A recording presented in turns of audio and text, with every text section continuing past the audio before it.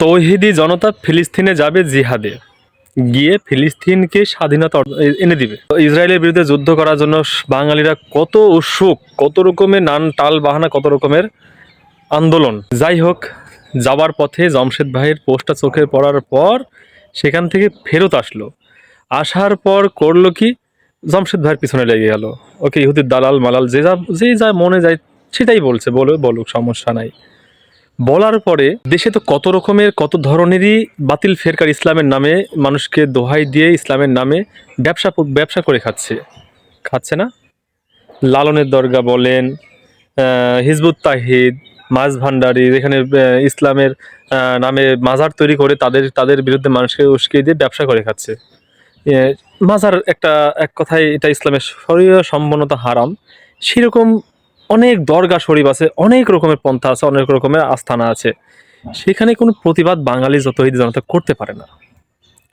শুধু দেশ থেকে চিল্লাই করতে পারে কি, ইসরায়েলকে ধুয়ে দিতে পারে আর ফিলিস্তিনকে স্বাধীনতা অর্জন এনে দিতে পারে। তো বাংলাদেশের তৌহিদি জনতার কথা বলছি, তাদের চোখে বাংলাদেশে কত রকম দরগা আছে, যেখানে এইসব দরগাগুলো মানুষকে পথভ্রষ্ট করার জন্য যথেষ্ট।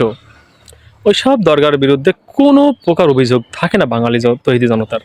তাছাড়াও কত প্রকার জাতি ভেদাভেদ আছে, হিন্দু, মুসলিম, খ্রিস্টান, বৌদ্ধ, সাঁওতাল, বহু রকম মারমা চাকমা, এদের বিরুদ্ধে কোনো অভিযোগ নাই বাঙালি তৌহিদি জনতার। তাদের এক জায়গাতেই সমস্যা, সেটা পারে মসজিদ ভাঙতে।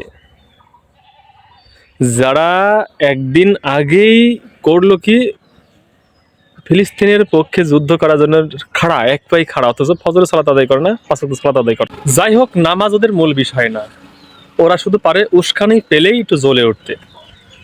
তো ব্রাহ্মণবাড়িয়াতে যে ঘটনাটা ঘটলো, এখানে সকল শ্রেণীর লোক, এখানে ধনী গরিব ছোট বড়, সে হানাফি হাম্বলি মাঝাবি মালিকি মত, যে যা ভেদাভেদ থাকুক, সবাই সালাত আদায় করতে পারে।